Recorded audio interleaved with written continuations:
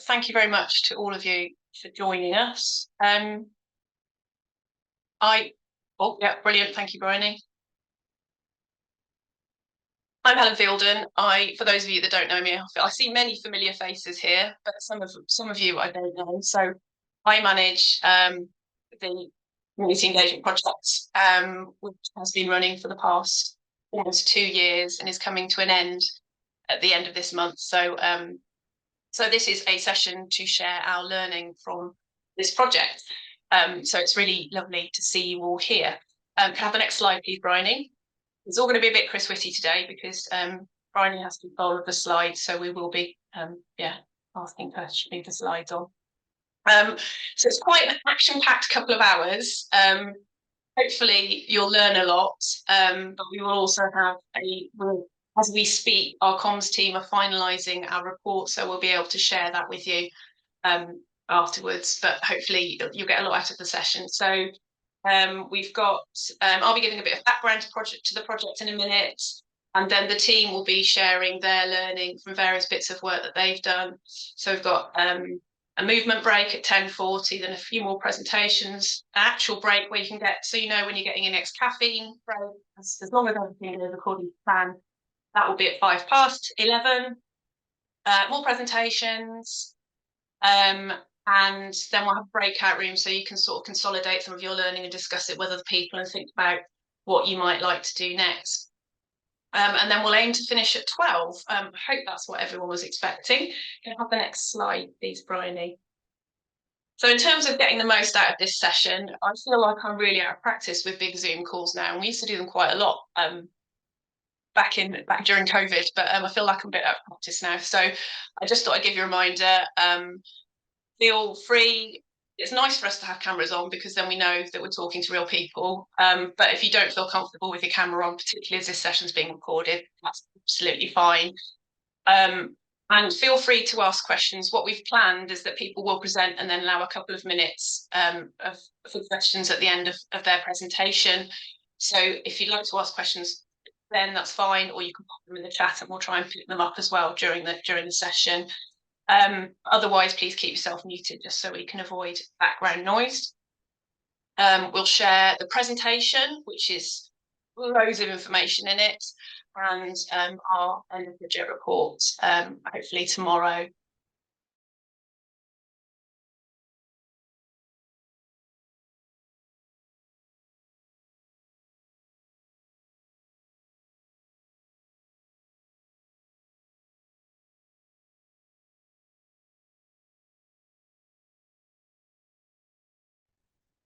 So I think most of you will know about Open Mental Health. For those of you that don't, it's an alliance of various charities in Somerset, along with the NHS and the council, all brought together to try and create wraparound care for people. But also the idea is that there's no wrong door for accessing mental health services within Somerset. So whichever service or charity people access for asking for mental health support, they won't be turned away, they'll be warm transferred into the right service for them. So that hopefully prevents people from bouncing from service to service. But we know that there are still some people in Somerset who will struggle to access those services, be that because of geography or because of culture, language. There's a whole range of different things, and those are some of the things that we've explored through the Community Engagement project. And that's why the Community Engagement project was started to enable more people to access mental health, open mental health, and also open mental health, be able to meet people's needs. Next slide, please, Bryony. So the Community Engagement Project is a partnership. It's led by Spark Somerset, and we've got a team of community engagement workers who've worked across the county. I'll introduce you to them in a minute. But we've also on board who've been using physical activity as a means of engaging people and having conversations about mental health and improvement. Helen, I'm sorry to interrupt, but when you lean back, your voice goes wobbly. Okay, thank you. I shall stay leaning forward. That's good to know, Jill. So Yeah, so SASP being a partner as well. We've been really lucky to have Rosa from Diversity Voice working with us. And Diversity Voice is a local charity that works with migrant workers and displaced people. And Rosa has been a good connection with those communities for us. We couldn't have done it. It's been so vital as well that we've had support from colleagues across the local mental health system and beyond as well. And throughout our other 2 years of the project, we've only ever encountered curiosity and support from those colleagues in other services. No one has said it's not my job or we can't afford to do this. Everyone has been really supportive, which has really helped us. Okay, next slide, please, Bryony. So in terms of what was set out the project to achieve at the beginning, so one of the key outcomes was that there should be increased accessibility to open mental health services. Next one, please, Bryony. The people are better equipped with social and emotional skills, and 5 ways to wellbeing, which you'll hear about in a bit, has been a key way of us helping with that, so that hopefully we can prevent some people from needing mental health services. There's more and better open mental health support. And there's one more, is there, Bryony? Yeah, and the 5 ways to wellbeing is embedded across communities. Okay. So help us to guide us. Back when I started in post in sort of late summer of 2022, we identified some communities that would be good to focus on initially. And that was based on experience within the team and also sort of data about those groups that have particularly high mental health needs or who might struggle to access services. So they were veterans, displaced people. Naively at the beginning, we said refugees, not realizing how complex the landscape was going to become with people coming from the Ukraine, and then the increase in numbers of people seeking asylum coming into Somerset as well. So that's been a big part of our work. We've worked with the neurodivergent community, mainly focusing on people with autism, adults with learning disabilities, and people on low incomes. Oh, and the deaf community. I've got remembered my order wrong there. Thank you. I think there should be one more, Bryony. Yeah, okay. Go on to the next slide, please. And as I mentioned, the golden thread running it all through it all is 5 ways to wellbeing, which Jill will explain to you in more depth in just 1 minute. Sorry, go on, Bryony. Also, a really crucial part of what we've been doing as well is the open mental health champions. And again, Val is going to talk about these later in the morning. But champions have been crucial in enabling us to access communities and to have sort of live information. So the champions are people who identify themselves as representing communities who might struggle to access mental health services. And we can pay them for their time, or some choose to volunteer. We train them, and then they work on their strengths in the community, promoting open mental health, but also giving us information about the barriers that people are facing. But Val will come to that later. It's just a bit of a teaser for you. Okay, I just wanted to introduce this team to you because none of this would have been possible without the very hard work of the team. So I think that slide should be for me to yeah. So as I mentioned previously, that Jill is part of the community engagement team based at Spark, and she is based in Taunton, so has connected with communities in Taunton and West Somerset, has led on 5 ways to wellbeing and has done a sterling job for her, and also has connected with the deaf and hard of hearing communities and looked at how we can better meet their needs. Next slide, please. And then in South Somerset, we have Joan, who has done some fantastic, very detailed work with the neurodivergent community. Again, as I said, focusing on autism, and has also worked with colleagues in public health to get a fantastic mental health resource for adults with learning disabilities. So that's Joan. We also have Val, who's a fairly recent addition to the team. She started sort of late summer last year, has been based in Mendig locality, and has led on admin for the champions, which was much needed, but is also a general calming influence on us as well. So that's Val. And as I mentioned, we have Diversity Voice as a partner on the project. And Rosa has been a fantastic work. She's done some fantastic work with displaced people and migrant workers. And yeah, Joshua. The involvement of Diversity Voice has been fantastic.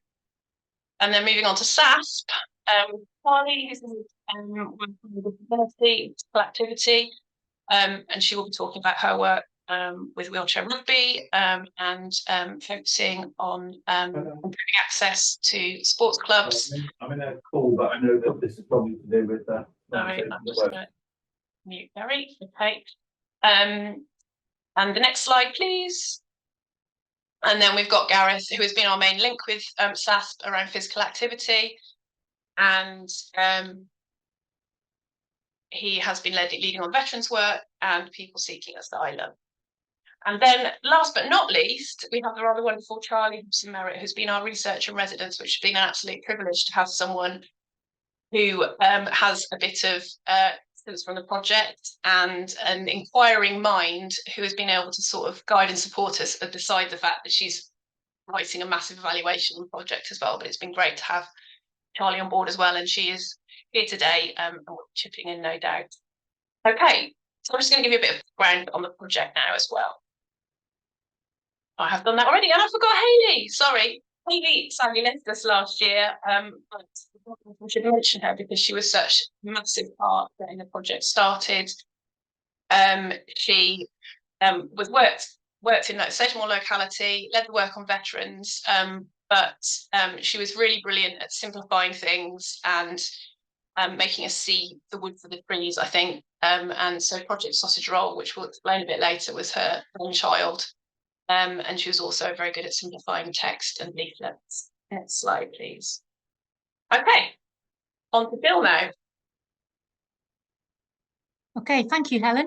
So I'm Jill, and as Helen said, I led on the 5 Ways to Wellbeing. So our project brief stated that 5 Ways to Wellbeing would be the golden thread running right the way through. I can see Val and Joan on my screen. Can you give me a thumbs up if my voice is clear, please? Thank you. Okay, so there's a growing body of evidence that social prescribing is a really valuable tool in mental health recovery, and implementing the 5 Ways to Wellbeing into everyday life is highly effective in supporting and maintaining good mental health for everyone. So I thought it might be useful for those of you who aren't aware of the 5 Ways to Wellbeing, just to quickly run through what they are. So next slide, please, Bryony. So very useful acronym to remember what they are is CLANG. Less useful when I introduced it to a group of migrant women with English as a second language. But yeah, so the 5 ways are connect, learn, be active, notice, and give. So next slide, please. So connecting is all about forming relationships. Next one, please. I'm going to whistle stop through these, Bryony. So learning is a very broad school here. It's not about academic learning. Learning at school can be quite triggering for some people. So it could be learning a new skill, learning a recipe, a new route to walk, and so on. Next one, please, Bryony. So being active, quite a sensitive issue that we've all handled very carefully because it means different things to different people. And it's all about just extending our comfort zone and trying to build in a little bit more activity into our lives, which means different things for different people, particularly in a post-pandemic world where a lot of people are working from home. Next one, please, Bryony. So noticing is all around mindfulness, and we do some really lovely activities there. And the last one, please, is giving, which is everything from maybe giving a smile to somebody that you pass on the street each day, through to volunteering, and also giving to yourself, which can be an interesting concept for some people and be a little bit problematic. So next slide, please. We also touch on self-management, and we look at anxiety. So what causes our anxiety? What are our triggers? But we also, this is a very solution-based approach. So we look at coping strategies too. Next slide, please. I have just realised I haven't set myself a timer, so somebody's going to have to shout when I'm about 8 minutes in. So the focus of this piece of work that I led on was to work with communities of interest in developing tools to support and sustain their own mental health, but also to create legacy and sustainability, because we knew it was fixed term. So we offered free train the trainer sessions to broaden the reach of the offer and upskill partners and individuals. And I think when the infographic was produced, there's something like 155 people have been trained, but it's actually a little bit more than that now. Next slide, please. Okay, so what did I do? Well, I have a background in facilitation. I know some of you are here from Watch, and Watch were the wonderful partners who trained me a few years ago. So I'm very committed to peer-based, democratic solution-based approaches. And with that background, I created 3 two-hour interactive workshops on implementing the 5 ways to wellbeing into our daily lives and using some self-management tools. So facilitators were trained using an apprenticeship model. So because this course is light touch, but therapeutic in intention, we actually made sure that we follow good practice, and there were 2 facilitators at every workshop, so that if anybody was triggered by any material, the co-facilitator could be with them if needed, and the facilitator could continue with the group. We offered online train the trainer sessions. I think there was 7 of those offered over the past 14, 15 months, and some in-person ones to groups as well. There were also some adapted courses, slightly shorter courses. The courses was translated into Ukrainian, and I trained 2 Ukrainian facilitators who had backgrounds in counselling and complementary health back in Ukraine. And they've delivered the courses in Ukrainian at various hubs across the county. And the course is also now being translated into Spanish, Portuguese, Polish, Farsi, and Kurdish Syriani, so that when we go into a slightly different version of this project in the future, hopefully there will be some scope there to deliver it to other communities. Could I have the next slide, please? So the learning that we took from this was, some of it will be very familiar to some of you, so I've included everything. But the learning that we took is that mental health is a taboo subject in many cultures, and stigma still exists. That the workshops created opportunities for peer support groups and friendships to form and develop beyond the course. I see that Judith Moore is here today, and we were very grateful to have her come to our Minehead group. We ran a group for rural and isolated women where we got funding for their young children. They came on the course, and Judith worked with them on setting up a peer group so that they could continue to support each other and themselves beyond the duration of the workshops. Language is everything in conversations, absolutely everything. So we use well-being, not mental health, particularly in some of the communities like the Gypsy Roma Traveller. Even well-being's a little bit unpalatable.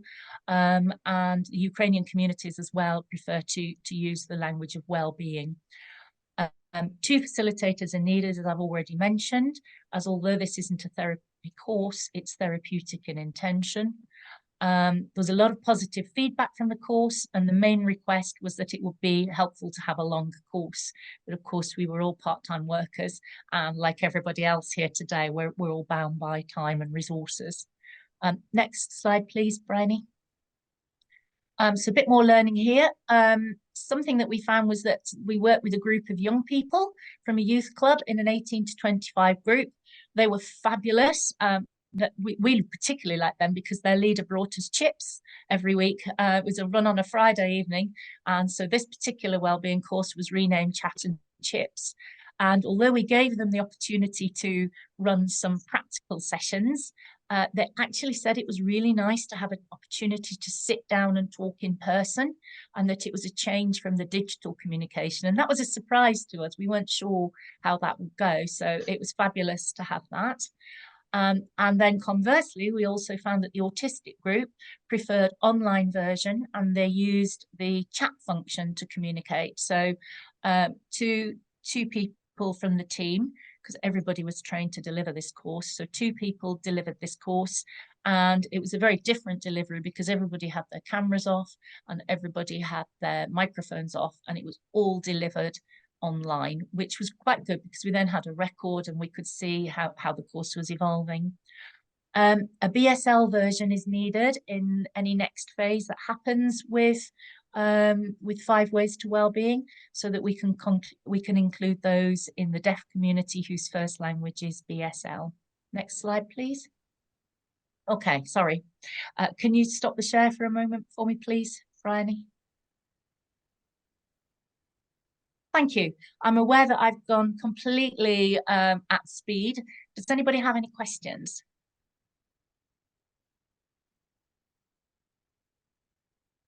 Yeah, I'm not sorry. It's Lotta here. Thank you, Lotta. Hi. So I'm sorry. I don't know what BSL is. Sorry. Yeah, there we are. 3-letter acronyms. I've just fallen prey to it. It's British Sign Language. So it's a complete Yes, language that people who have no speech use. Complete language in itself, which means that English is effectively their second language. Thank you. Question, Sarah. Yeah, thanks, Jill. That's really helpful. And I was one of the beneficiaries of the Train the Trainer course, which I've thoroughly enjoyed. So I was just wondering how we might be able to kind of have this as a bit of a legacy, as well as the fact that the Train the Trainers has happened. If there's any intention to have it as a resource somewhere, or for any other organisations to roll it out. It is with Diversity Voice. It's there in lots of different languages. It's with Spark as well. Great. And as you know, everybody who completed a Train the Trainer, I then give them all the materials to use with only one request, and that's that nobody charges to deliver the course. It's that hopefully there for the benefit of everybody. Thank you, Sarah. Good question. Anybody else?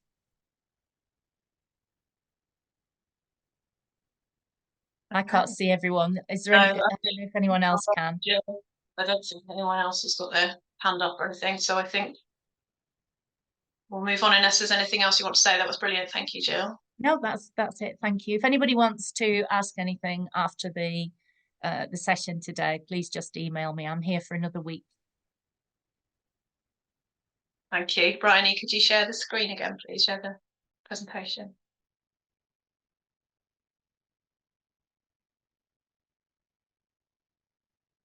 So we're moving on now to look at the work that SAS did. So Gareth and Carly will be leading this next 10-minute section.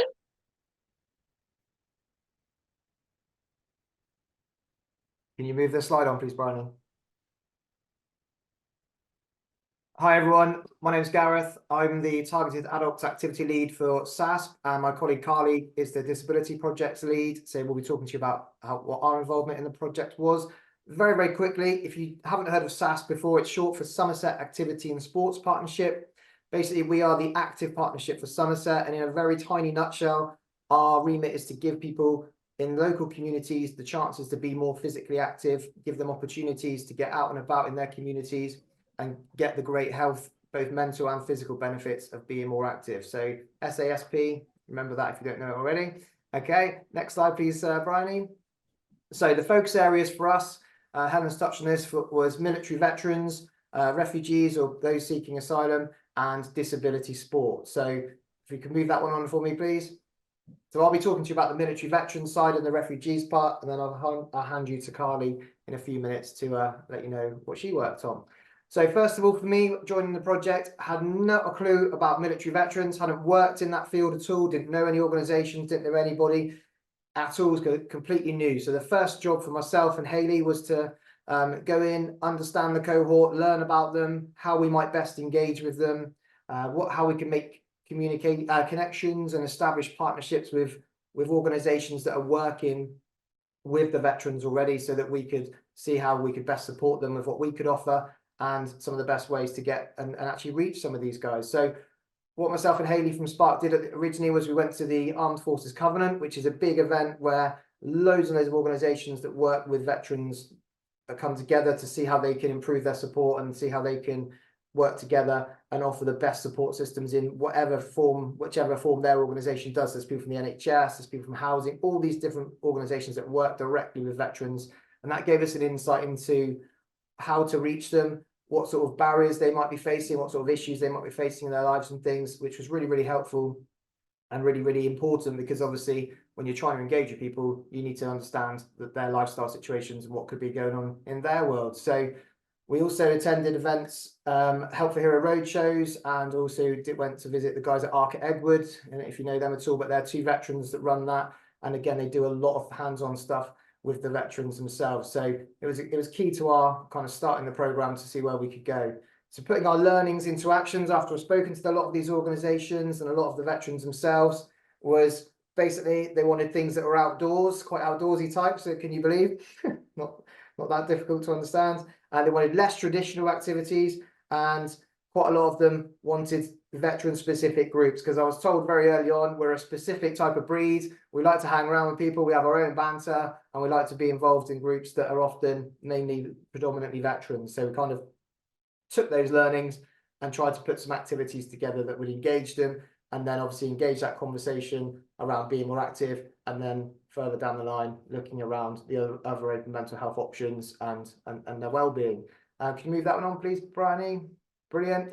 So we developed a little program of activities. So within that program we've had some conservation days, which we worked with Quantock Landscape Partnership on. So it's going up into the woods and doing various jobs and activities that were needed to be done up there. We had a boot camp fitness session, which has pretty much run throughout the whole project for us, and it was delivered by Tom, who works for us, but he also runs a Forces Fit business. He's a veteran himself, so it's really, really good to have that link with the veteran world in that way. We had sports activities at Arc at Edward. We tried to do American football, tried to do tennis, basketball, getting some different activities going. We also had some mountain biking on the schedule. Again, being outside, different, slightly different, get out in the woods. And also Tom was leading on that one as well, so that good veteran direct connection there as well. So from there, if you can move it on, please. Finally, so we had our key learnings. Straight away, we got told avoid the term mental health, which is obviously quite difficult on an open mental health project. But as Jill was mentioning earlier, started to use more around the terms of well-being and how you can help yourself, and sort maybe if there's anything happening in your world that you might want to make some changes with and things. We kind of called it health by stealth sometimes at SASP. So you're letting people know, getting that conversation started, and then talking around the subject, and then eventually kind of letting them know exactly what we're doing. It was quite difficult to engage with some of the cohort, and again, the organisations who work with veterans specifically told us this at the beginning as well, that it's not always easy to get them to come out and do things, or maybe their priority isn't actually sort of being on the front foot with what they're trying to achieve or what they're trying to sort out in their lives. So that could be a potential issue. Transport sometimes, obviously we're around Somerset, if they haven't got cars and things, getting them to the activities was a problem. And varying hours of activities, because again, military veterans is a term, but obviously it's a massive area. You could have 22-year-olds, you could have an 85-year-old, you could have people that work shifts or work days. So it's a really big cohort. So getting the variety of activities in there, in and around the different hours, was a little bit of a challenge as well. So could you move it on for me? Thank you. And then we're going to look at so that was kind of the veteran side of things, the refugees and the asylum seekers. Again, similar start, trying to find out, haven't worked in that world before, trying to find out where, how we can engage with these people, what organisations are really working with them. So we visited Caris, I saw Dave on the group earlier, visited the Yeovil hub where they're working with refugees, and trying to make those connections and understand what's happening in their worlds and how we can support them. Quite early on in this project, the Junction 24 situation happened, so a lot of the resources and the kind of focus went onto the hotel, which meant that some of the sort of the bits and pieces changed. But basically what we learned from all of it was that at the hotel there wasn't much space. Transport was obviously a bit of an issue, and potentially, it wasn't always the best thing to do, to have something going on a strict kind of timetable, because lifestyles are chaotic and a little bit disorganized, or not disorganized, sorry, displaced, obviously. So there's a lot going on for them. So what we learned pretty quickly is we had to put together some activities that was right for them and on their kind of doorstep. So if you could move the slide on for me, Bryony. Okay, so the activities in action. So we visited the groups, we did some family activities at one of the hubs. because we learned that basically when the refugees come together in the hubs and things, often they wanted to just talk to each other and be be around people from their country again and have that kind of relaxed kind of environment. So we did some activities with the children and things in the Yeovil hub. We tried to put on a health walk at Junction 24 so they could go off and learn about the locality and get outside a little bit more. Health walk leaders were trained up so that again they had that sort of flexibility to do it when it was needed. We gave sports equipment to the hotel so they could just get on with some activities whenever they were able to or wanted to.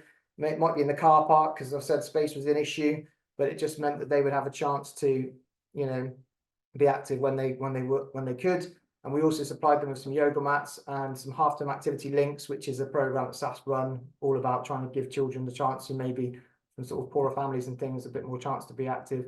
So we've given the links through to the people that work with those guys as well, so they can carry that on. If we just move it on one more for me. Brilliant. Just very quickly. So the key learning challenges, obviously the basic needs are the most important thing for these folks because there's so much going on. Like I said, chaotic lifestyles, transport and space was difficult. The language, obviously my Ukrainian's not great, funnily enough. So that wasn't always that easy. But all these little barriers and learning some challenges and finding instructors and finding activities that could be fitted in and around the schedules and things were kind of always a bit of a challenge. Okay, can you move that one on for me?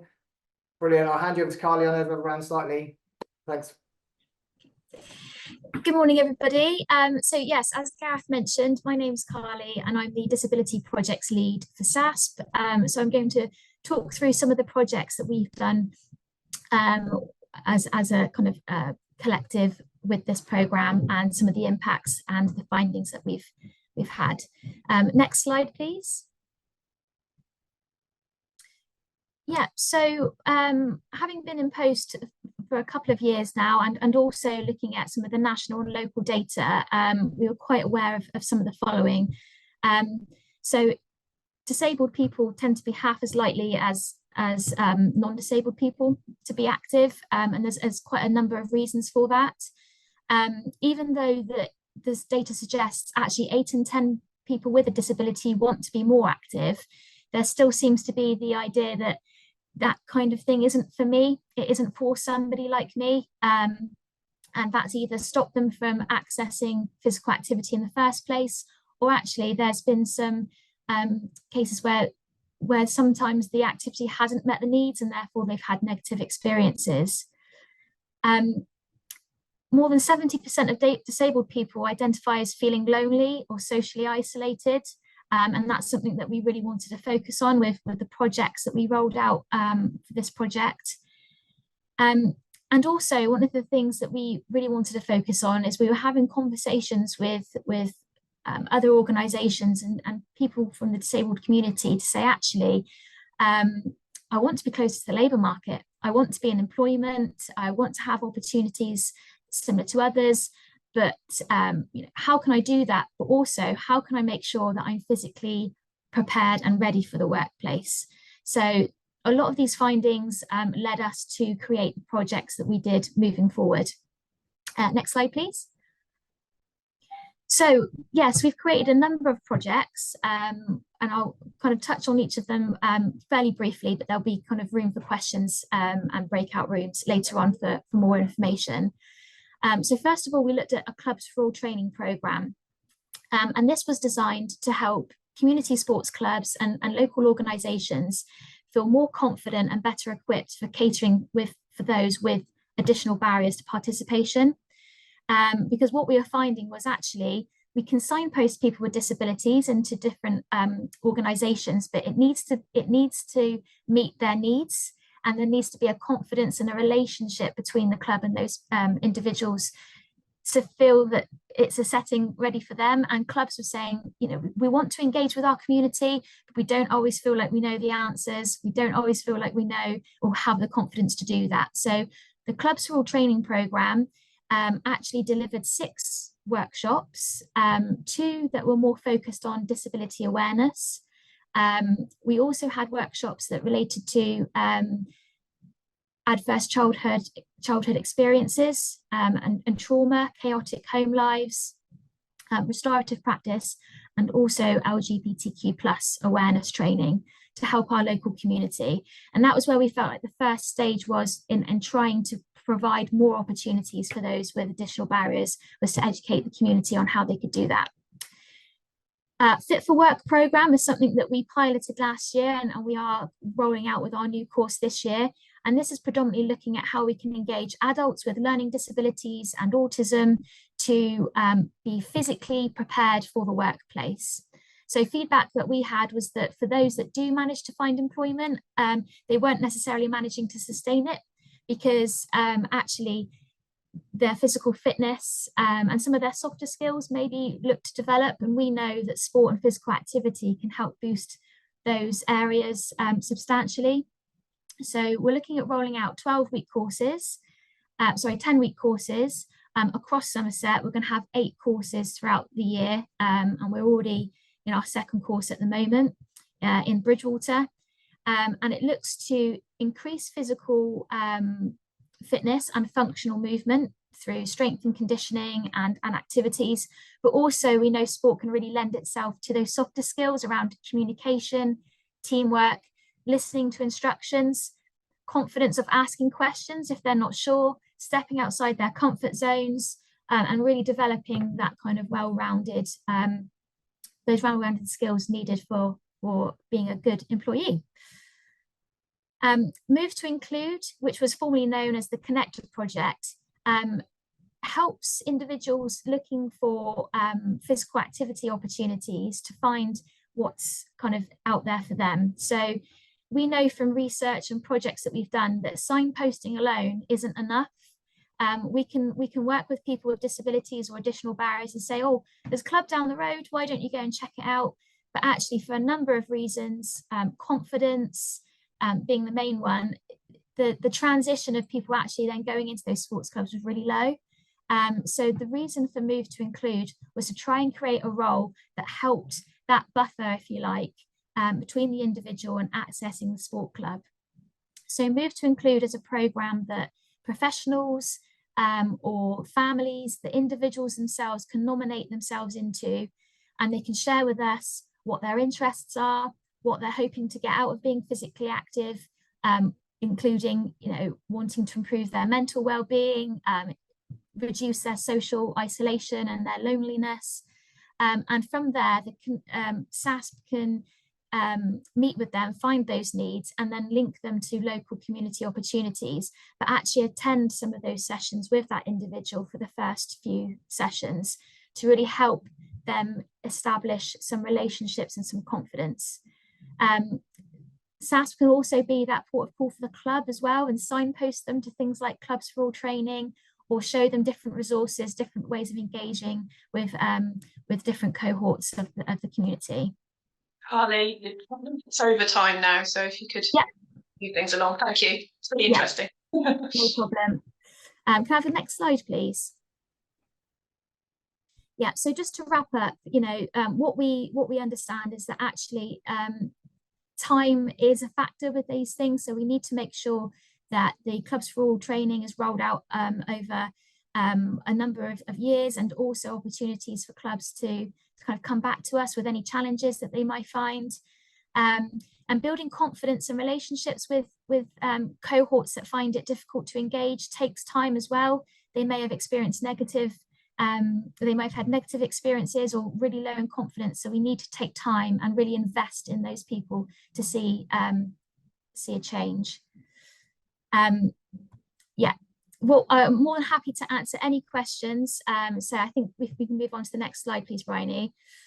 Any questions either from myself or Gareth on some of those physical activity projects, and hopefully we'll have some more time later in the breakout rooms to expand on some of those projects.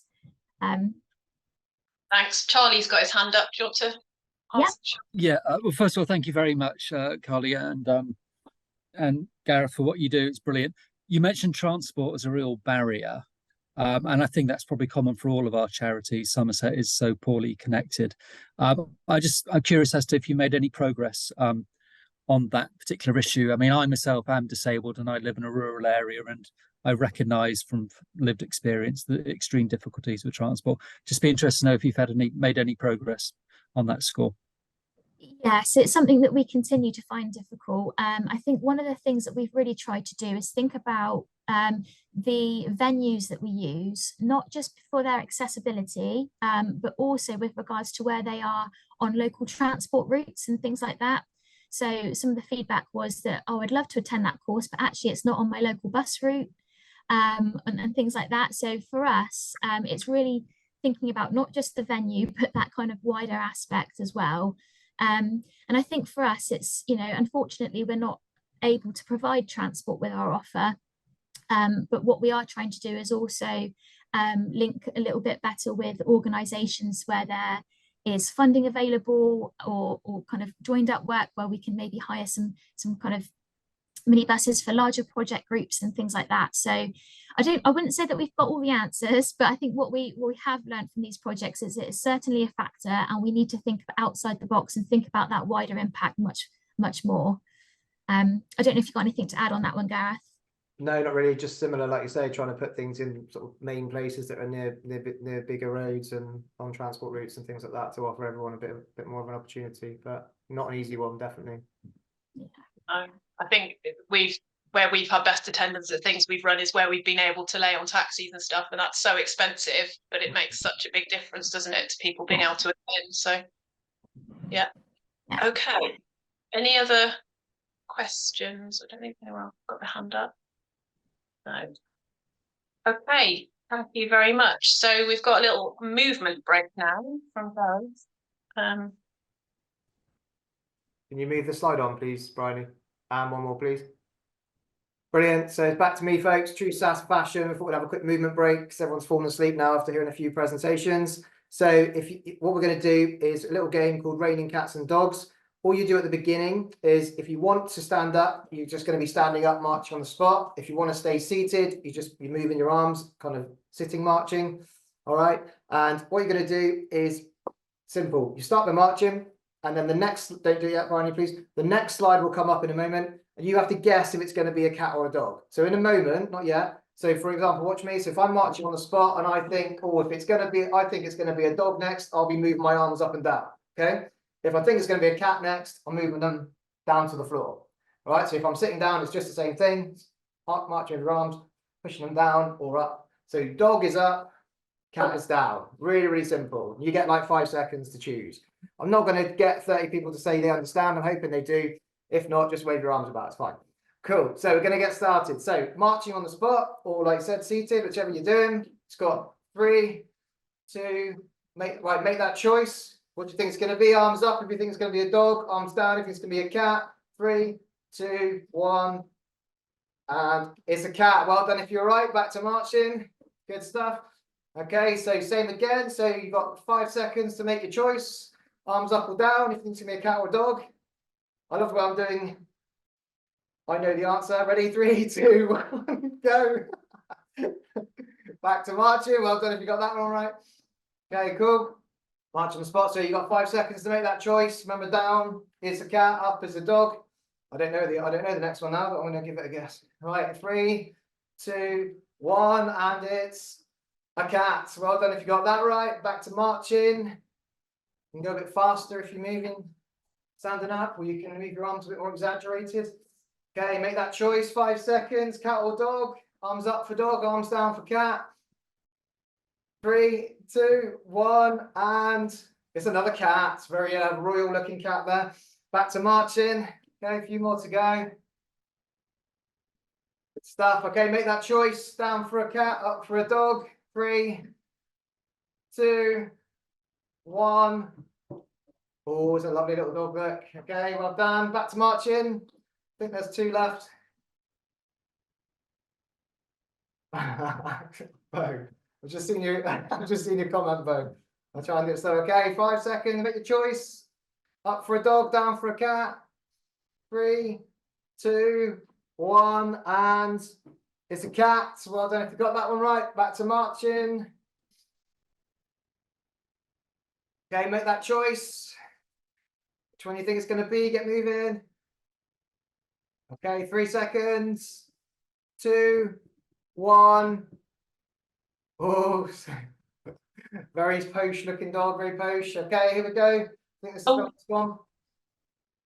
Make your choice, up or down.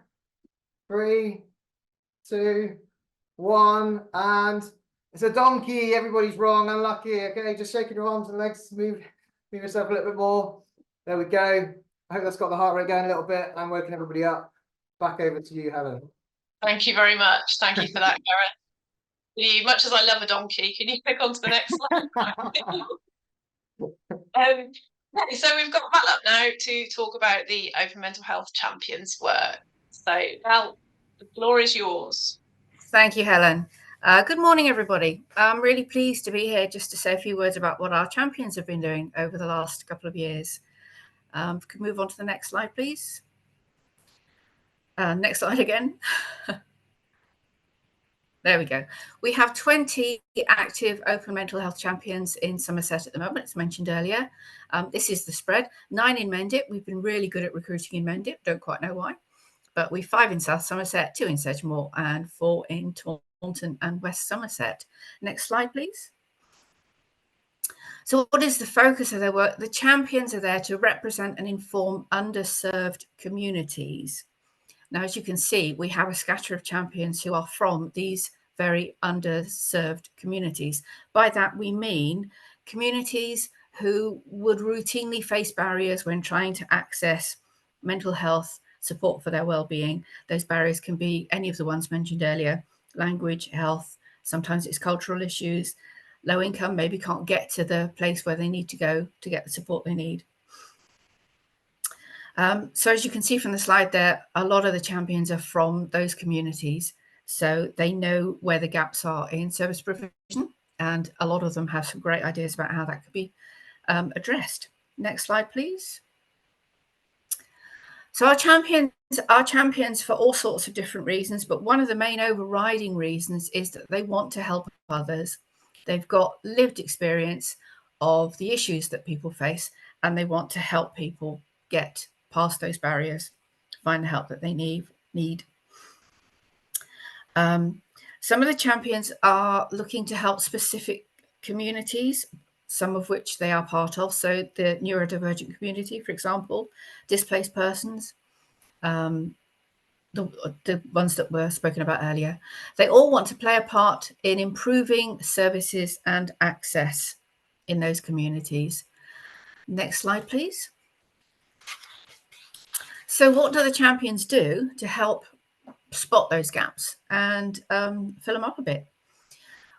One of the main things that the champions do is they provide signposting. They provide people with information, usually in the form of leaflets, sometimes just talking, about open mental health and how to access the support. So leaflets and cards get given out, get left in doctors' surgeries, community centres, post offices, wherever they can, so that people can get hold of the information and read it through at their own pace. I really do apologise for my dog. He's decided to take a part. There's nothing I can do at this point, so we're just going to carry on. The champions also tell people about 5 ways to well-being, which Jill has already spoken about. A number of the champions are now trained to deliver as well, which is great. Part of the role of the champion is to come up with really innovative, good ideas about how to help people, how to get information to them. The champions in Frome got together and decided that people needed somewhere where they could drop in without having to make any fuss or any appointments and get that information. So they started up a little drop-in cafe. It's twice monthly, 2nd and 4th Fridays of the month in Frome. And people can come in, have a cup of tea, have a biscuit, have a chat, take leaflets away. Sometimes they get directed straight towards some help if that seems appropriate. And it's going great guns. You can see the Frome Wellbeing Cafe is a buzzing hub of community and resources. Next step, please. Next slide. There we go. Oh, no, sorry. Can we go back one? Dog's distracted me. The champions also go on walkabouts. So for those of you that don't know what a walkabout is, it's usually somewhere between 6 and 12 people. Champions, along with representatives from Mind, Rethink, Somerset Skills and Learning, whatever organisation would like to join in. We pick a town, and then in groups, we go up and down the high street, going into shops and speaking to people that look like they've got a few moments to spare. start up a conversation about open mental health, find out if they've heard of it before. Quite often people will take leaflets either for the staff or for customers. They get left on counters or on community notice boards maybe. We have found shops to be almost universally welcoming of the message and the conversations. I've got a few statistics which I just wanted to share with you. We have been to 7 towns over the last few months. In those towns, 384 shops and businesses have been visited and conversations had. We've found that less than 20% of those good folks had heard of open mental health, and 380 of those 384 shops took leaflets, mostly to leave on their counters or on their notice boards, or else to have in the back room for the staff to use. It is a phenomenally successful thing to do, a walkabout. It takes very little time and it really gets the information out there. And it's also a brilliant way of connecting with our partners. As I say, Mind, Rethink, folks that we've worked with, it's a good chance to get to meet them face to face and get out and about and actually do something with them. Right, can we have the next slide, please? Here we go. So what have we learned? Well, it's not really a matter of what I've learned. I wanted to share with you what the champions have learned. They have learned that it takes forever to do anything very, very much. So you really have to be patient. Patience is a definite virtue in this game, as it turns out. They have found that everyone is unique and people will need different approaches, different ways of getting in touch, communicating, maintaining that connection. They say better collaboration between available services in Somerset leads to better outcomes. So there's something for the future. Another interesting one, one of the champions came up with, is that the outcome of an activity might not be the only measure of its success. There might, in fact, there probably will be really, really valuable lessons to learn on the way to getting that outcome. Next slide, please. There we go. So what's going to happen next? As you'll know, the Open Mental Health project is about to end in its current state. But we are really pleased that the champions have been funded to continue for another year. So the champions will still be out and about around Somerset. They will continue to work with folks from Diversity Voice. We very much hope there'll be more walkabouts, more community events, more opportunities to get out and talk to people and spread the word. As I said, some of the champions are trained to deliver 5 ways to well-being. So we very much hope that that will continue to be available in and across Somerset. And the Wellbeing in Cafe in Frome has also had funding for another year. The picture here is quite a few of our fantastic champions. We had a face-to-face meeting for them last week, which is where we've got this information from. And there they all are, very happy. They are remarkable people to a person, absolutely remarkable with the work that they do and just everything. They're remarkable. Can't say enough about them. Next slide, please. Here we go.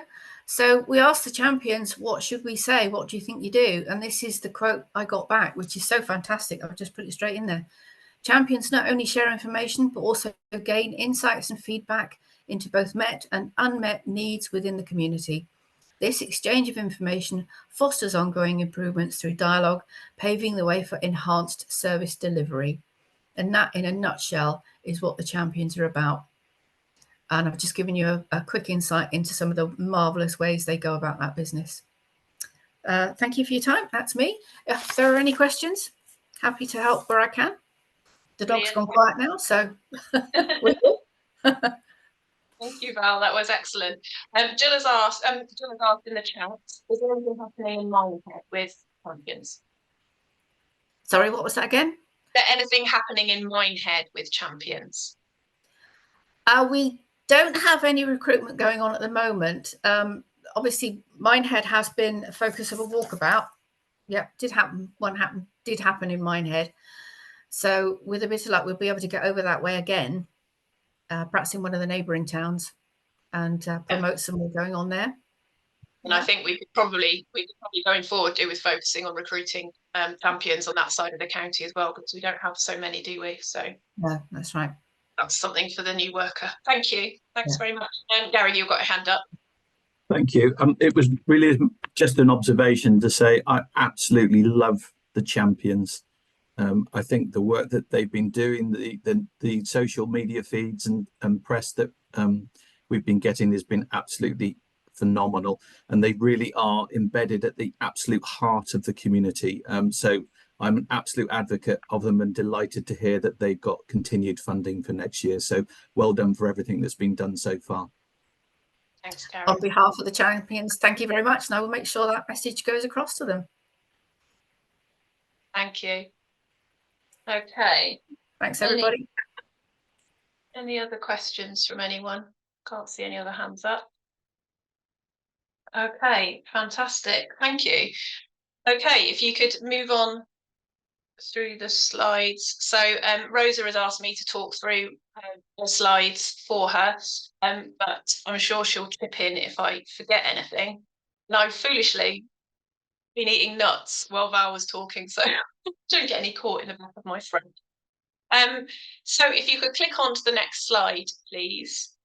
So as I mentioned at the beginning of the session, Rosa is based at Diversity Voice and has worked for them for some years as a community worker. So is very well placed with her connections within the community with migrant workers, refugees. And as we've had more people who are seeking asylum come into the county, particularly with the hotel near Bridgewater, she's been really well placed to engage and to carry out that work.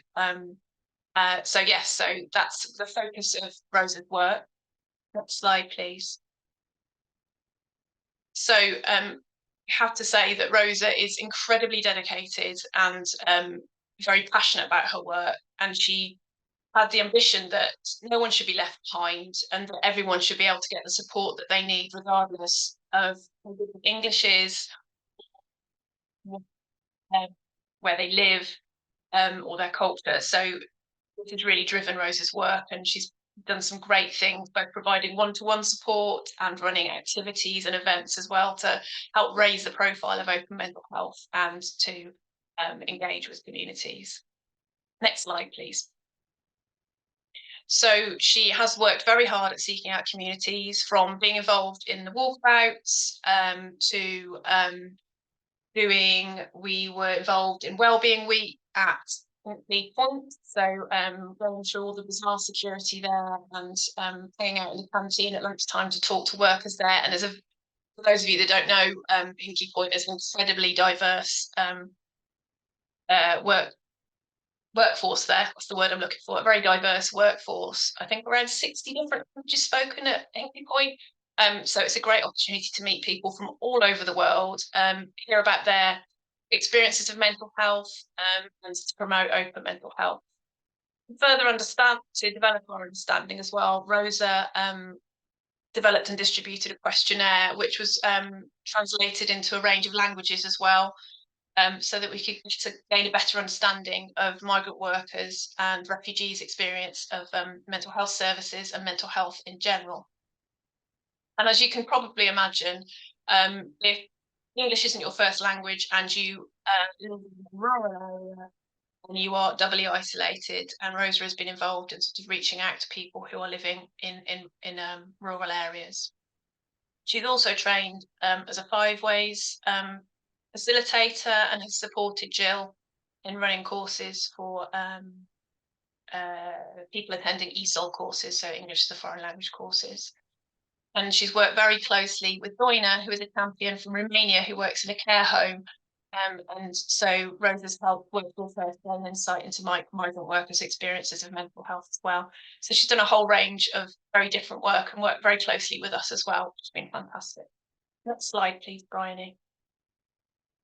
One of the biggest things that Rosa has pulled off is the consultation event that we ran for people seeking asylum who are living at the hotel near Bridgewater back in December. So as you can imagine, these people have lived in a hotel for upwards of 12 months, some of them, unable to cook their own food. So they're very keen to be able to their own food. So we were able to fund for 8 women to come with us to North Petherton Community Centre to cook food of their choice, alongside us doing some work with them to understand their experiences of mental health and mental health services. Rosa put in hours and hours of work getting this set up, translating resources, communicating with the women in various different languages and formats. You know, some people liked WhatsApp, some people liked email, and Rosa probably communicated with all of them, negotiated recipes. We went shopping together, and then we had, I think, actually 10 women on the day came. There was just a wonderful atmosphere of people enjoying the cooking, but we also around to sit around and together, share a meal, and have some conversations about mental health. And as a follow-up to that as well, we're able to, we have funding for women to engage in wellbeing activities or things that they feel will improve their mental health. So they've asked for a ride on the steam train, which we're setting up. And also we're looking at a course on sort of managing your mental health. We're going to base it, I think, on moving on after trauma course, which is run in Bristol at the moment with people who have encountered trauma in their lives. So it was a massive piece of work. It was a success, down to Rosa's determination and everyone there. And we're still working on the outcomes now. Next slide, please, Bryony. So what did Rosa learn? A lot. In a nutshell, we're still at the barrier, and we're very lucky in Open Mental Health have been very responsive. Mindline now has an interpreting service, and with Mindline being the main point of access to Open Mental Health as a 24/7 call line. But people aren't aware of Mindline, and they're wary of accessing services, particularly if they're on the phone. Because if you don't speak good English, then it can be very intimidating to try and communicate when you can't see someone and read sort of non-verbal cues. So there's still a big barrier there.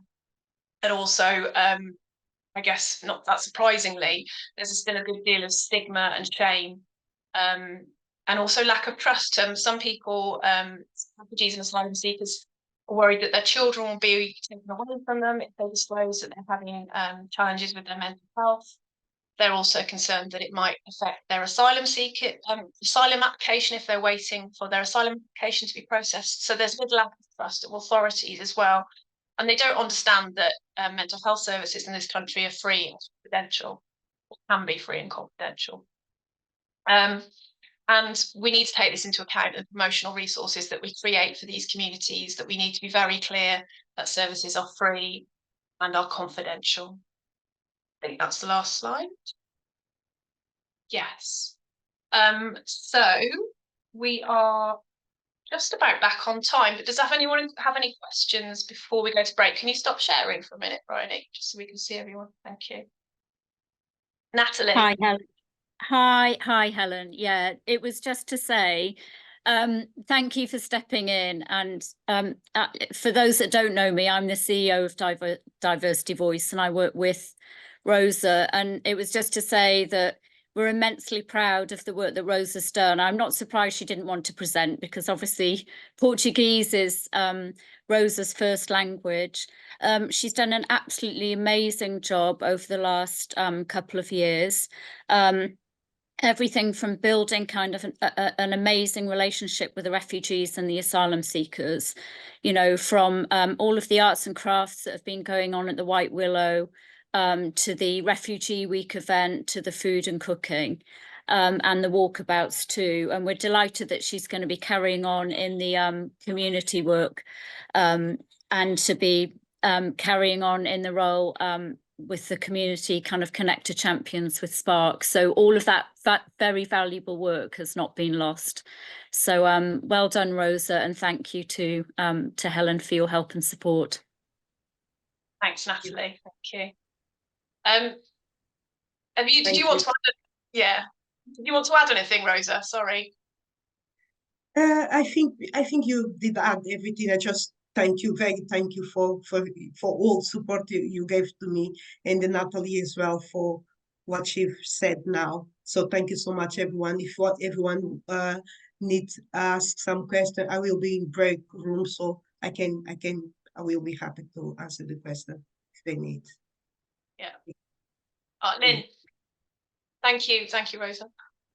So next off, it is Joan and Mark who are going to be talking about the work with the neurodivergent community.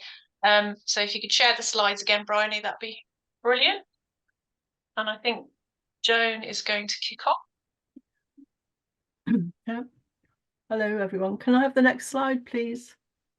Bryony, top. And then the one after that. Lovely. So I was asked to focus on the neurodivergent community. It's a large and unsurprisingly diverse community, and I connected with autistic people and professionals from the health and voluntary sector services and groups. And they all had a lot to say, and this is just a snapshot of those conversations.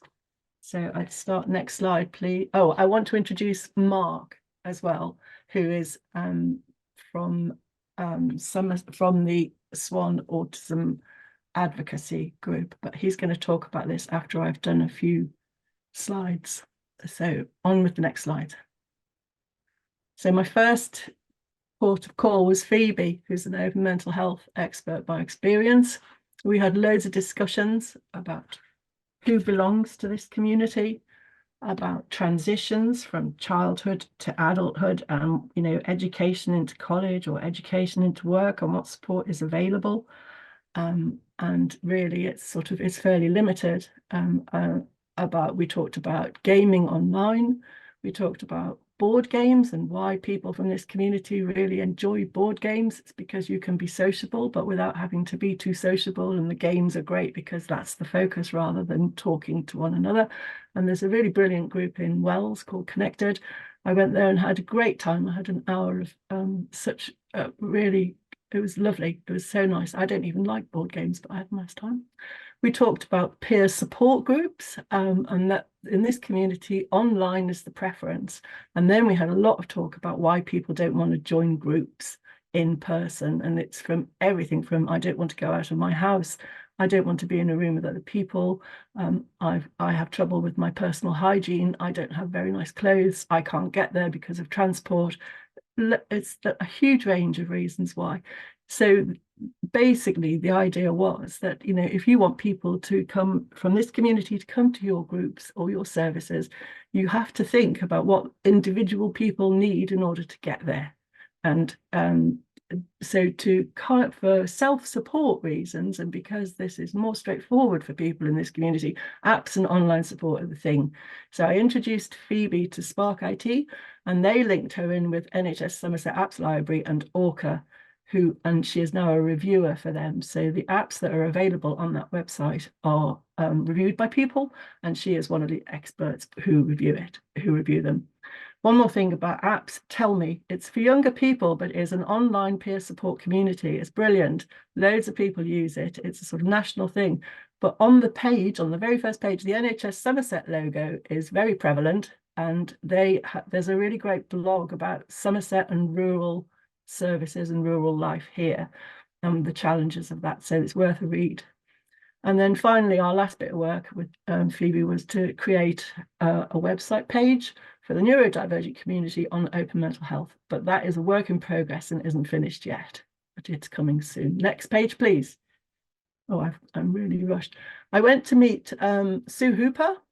This was online. I met her online, and she set up an in-person peer support group in Yeovil.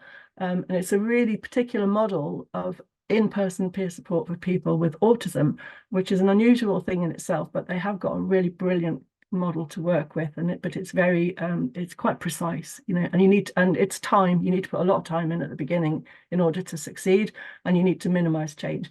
One of the things that came out of that was that Chris White and his group, the peer group, reviewed the Guide to Good Mental Health, which is coming out next week or the week after, I'm not quite sure yet, but that is an easy read guide for learning disabilities. Next slide, please. there's, you know, people with autism aren't necessarily, it's not a learning disability, but there are people with autism who do have learning disabilities. So that's why that is in there. Somerset Autistic Spectrum are the diagnostic service, and to take from the conversation I had with Joe Howe, it was that a third of the people referred for assessment by GPs are diagnosed with ASD. It means that 2/3 aren't. Can you have the next slide, please? And then because of the conversation with Joe Howe, she introduced me to Sean and the Somerset Autistic Spectrum Service online drop-in group, where I gave a little talk about volunteering and the benefits of that and the challenges for this group to volunteer.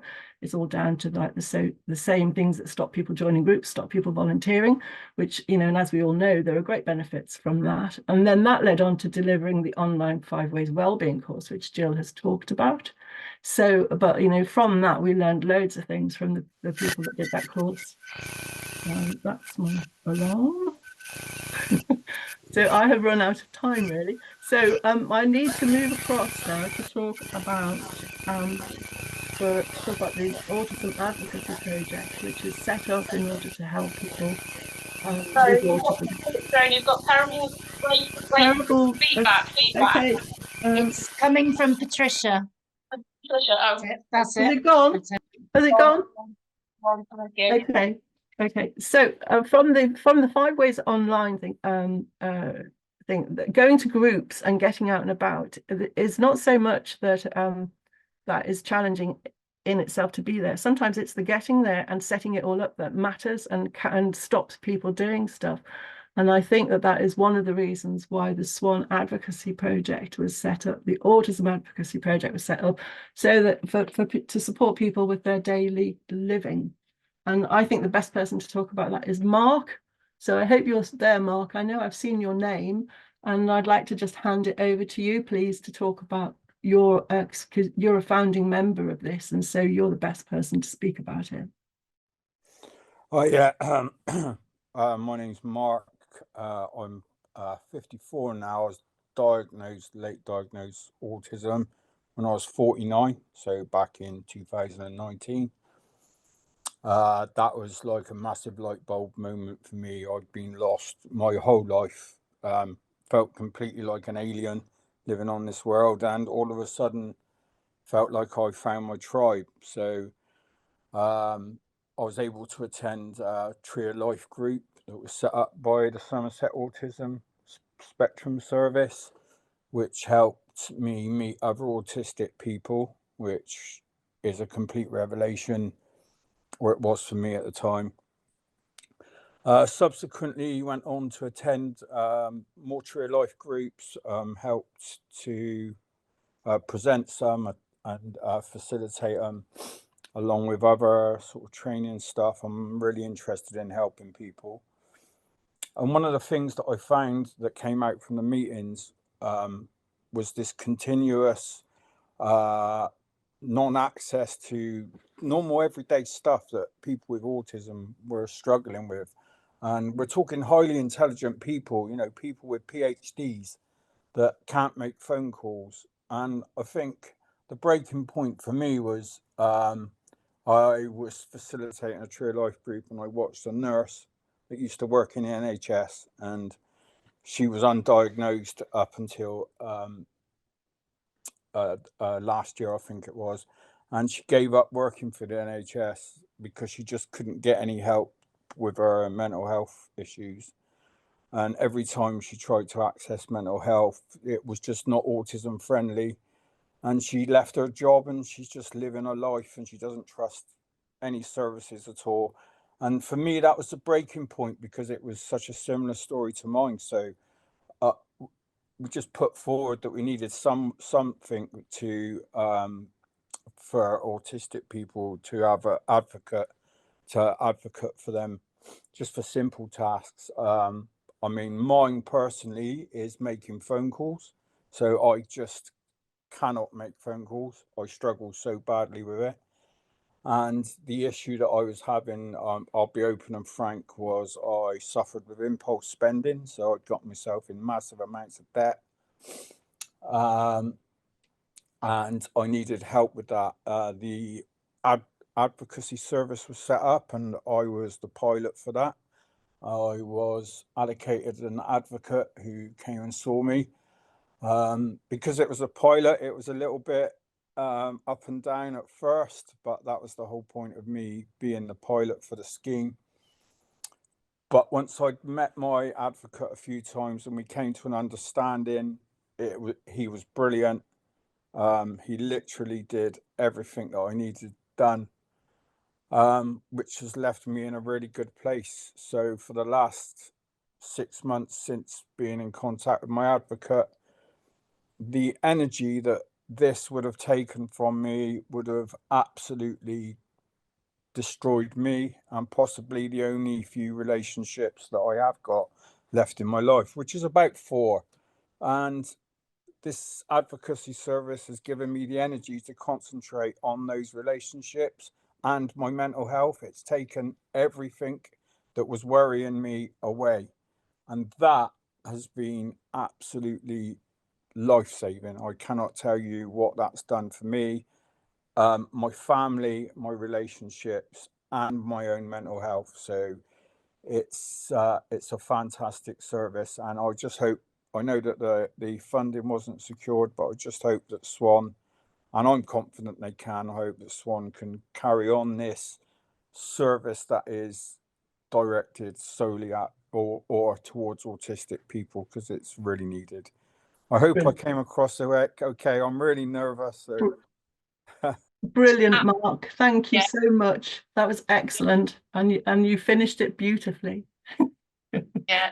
Thank you very much for doing that. Really clear. Thank you so much, Mark. And yeah, Mark has been key in, so from the idea of the advocacy project through piling it through to sort of the stage we're at now, he's been key in making sure that the service was focused on those who needed it most and how it was shaped. And then he was a willing guinea pig for the first advocate. And so he's been key to the success of this pilot project we were able to fund through our work. But yeah, at the moment we haven't got ongoing funding, but Swan are looking, Swan who've been delivering the project are looking at how they can secure further funding. Does anyone have any questions for Mark or Joan?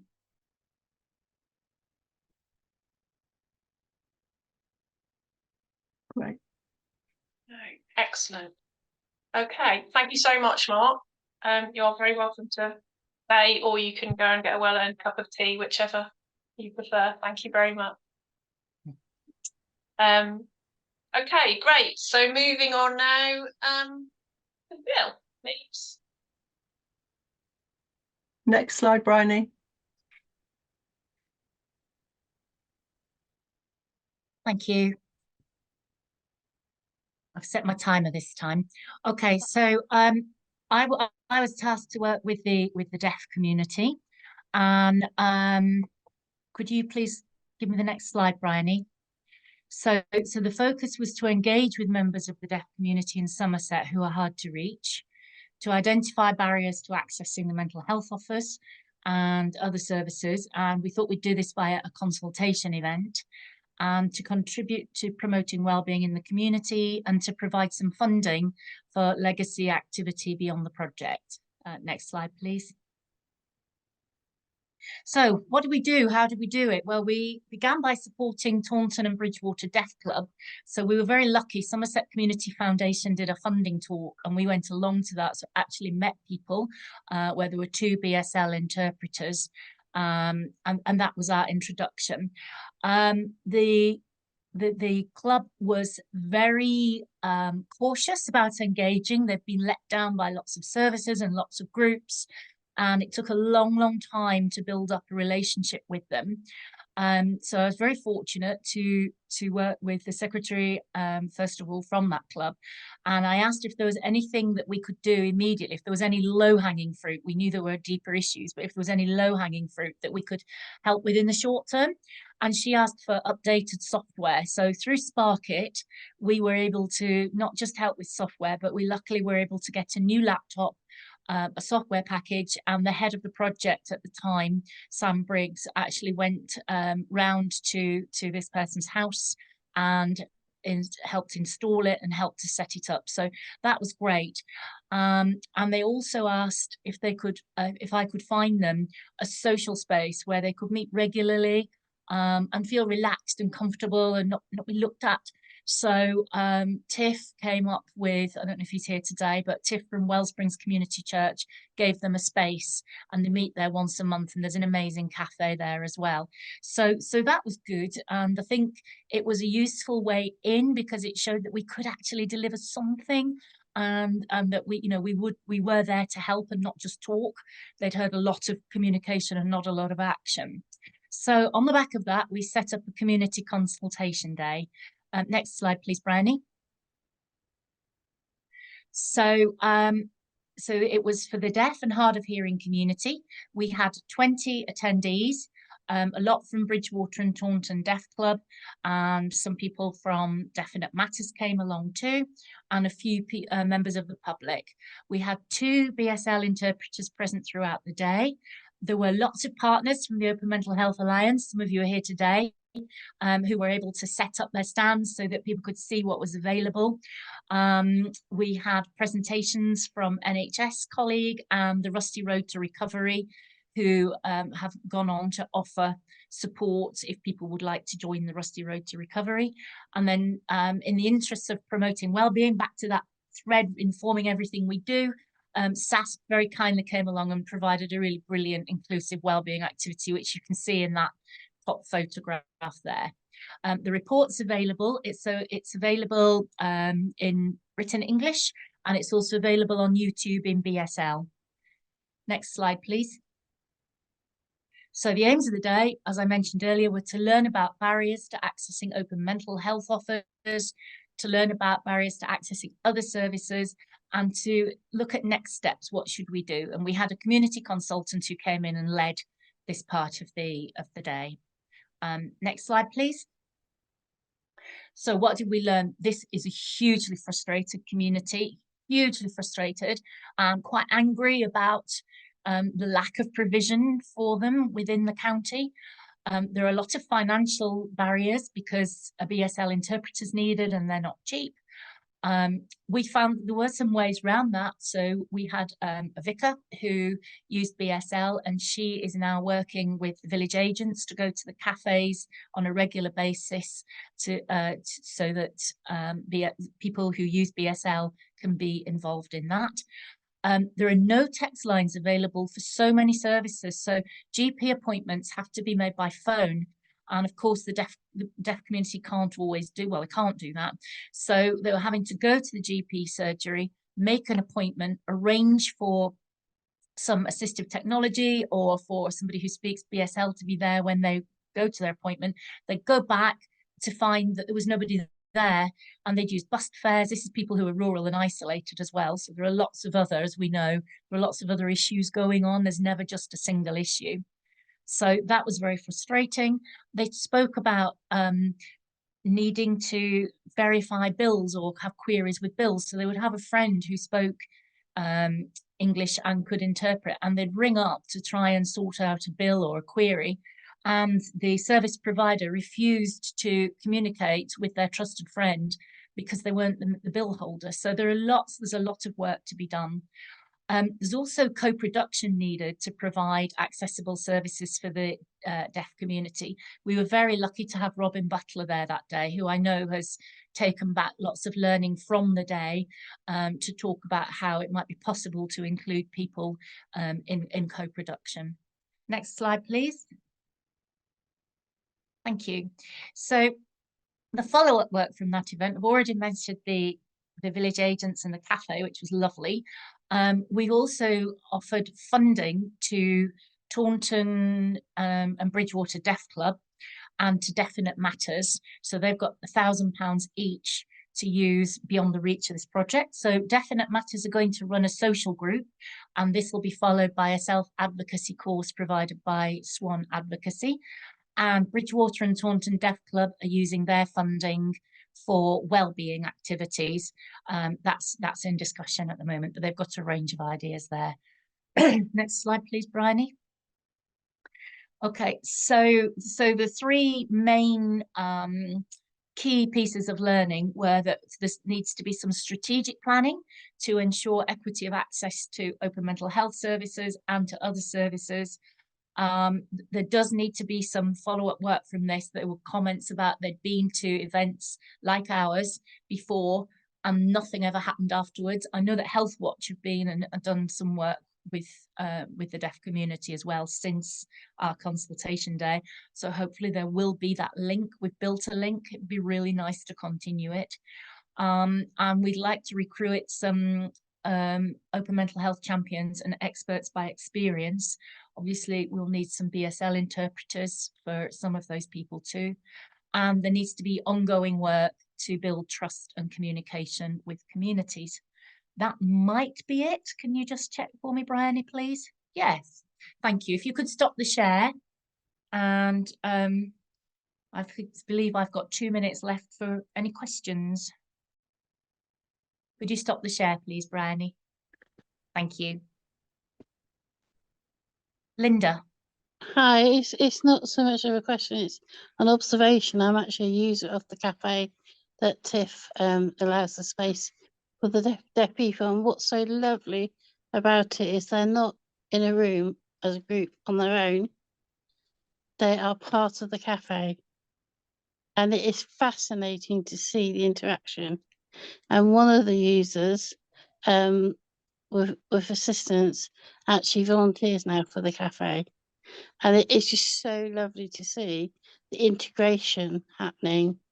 The other thing is, I don't know if people are aware, is that anybody that's accessing hospitals, if they're on low benefits, they can actually get their bus fare, their mileage claimed back from the NHS. So to get that, you go to the general office in the Duchess building, and they give you a form, you fill it in, take your proof in of your benefit, and then they would just refund it. That is really useful information, Linda. Thank you. And I am absolutely delighted to hear that somebody is now a volunteer, because Tiff and I did talk about that. When people started to use the cafe, it was felt that we wanted to get everybody embedded in there, feeling comfortable. And as you say, being in the cafe, being part of the community and feeling included, and that volunteering would happen further down the line. So I didn't know that had happened. So that's a really nice note for me to end on in this project, to know that there's been a really positive outcome. Thank you. Any other questions? Thank you for your input. You're welcome. Any other questions? Yes, I'm just sorry, put my speaker down. I was just wondering, I'm volunteer recruitment at St Margaret's Hospice.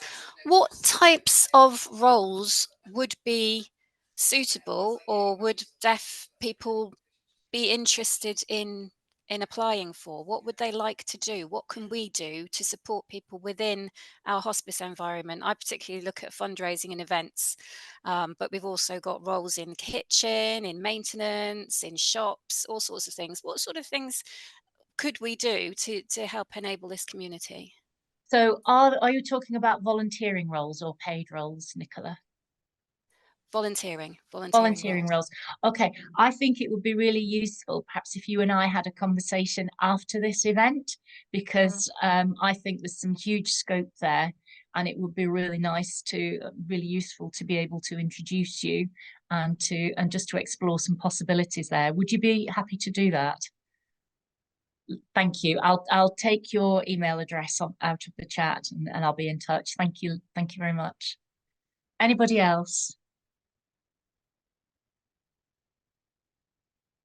Thank you. Right, well, I think I've stayed in my 10-minute brief, Helen. I'm feeling well done. Well done. A little bit smug now, a little bit smug. And so you should be smug. It was a presentation, Anna. You've done so much work with the community, and it was hard work to get things going, wasn't it, Jill? So it's your perseverance has paid off. So thank you very much for that. And Bryony, I think I've got a couple of slides to share, just talking about general learning from the project, and then we'll go into breakout rooms.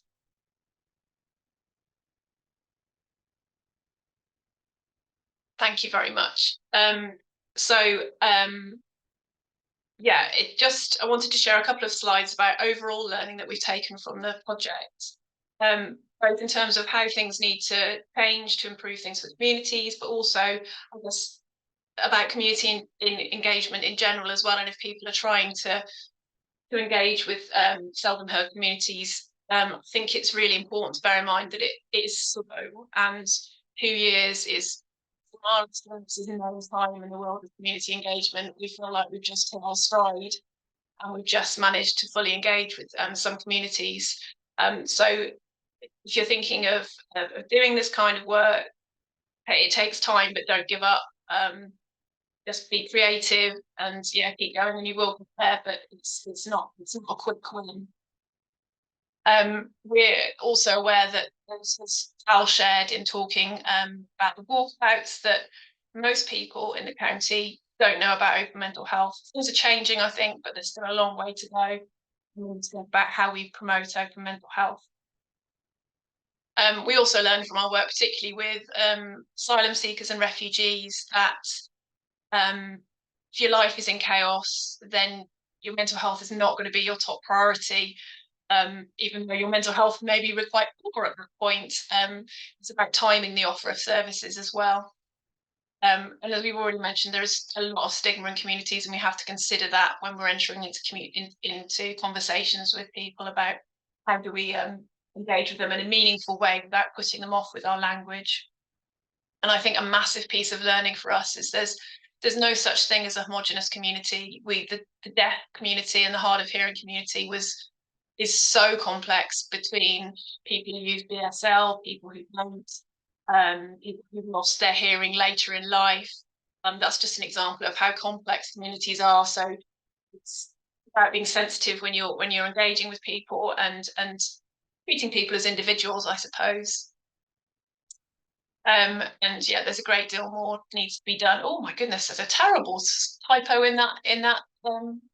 Anyway, the point is there's a long way to go to improve access still. Although Other did say, in Somerset, when we've worked with colleagues from different services, all we've encountered is curiosity and enthusiasm to work with us and to see how they can adapt services. So there's definitely the willingness within Somerset to improve things. Thank you. Next slide.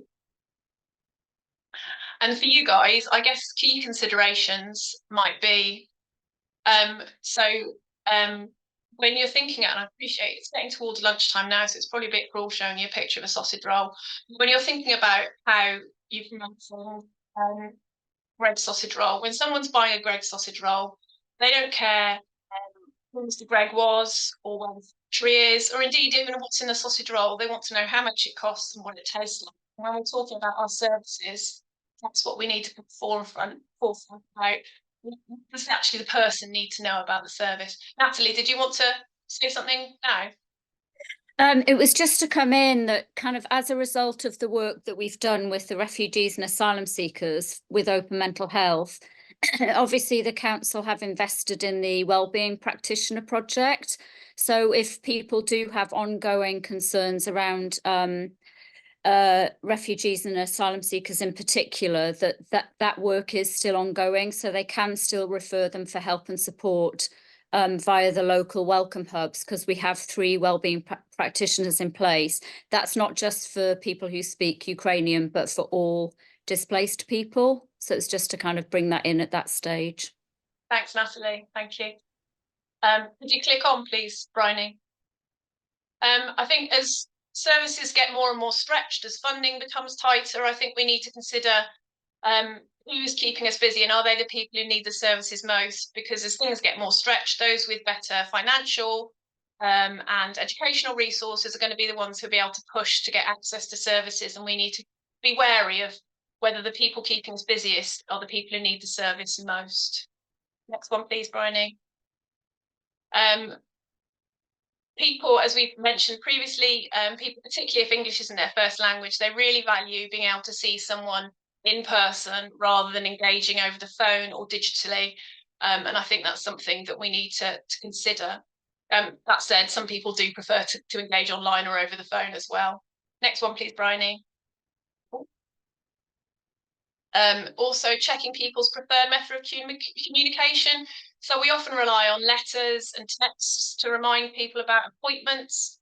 Actually, for people with low literacy levels, which is often the case in Gypsy, Roma and Traveller communities, and in community as well, literacy levels can be low. It's about checking in on what's people's preferred method of communication. Thank you. Next one, please, Bryony. We need to routinely budget for interpreting services, and I know volunteering, Nicola, there's no money for volunteers, but if you were able to have ESL interpreters for your volunteer training and stuff, then that would be a massive step forward in being able to engage with BSL users. I think there's one more point, is there? No. Okay. So we're going to go into breakout rooms now for 9 minutes. And while you're there, it's just an opportunity for you just to consolidate your learning, really. Just have a conversation with people about what you've learned and anything you might do differently. And then when you come back, we're going to ask you to add to a Jamboard what you're going to do differently as a result. So I'm going to open the rooms now for 9 minutes.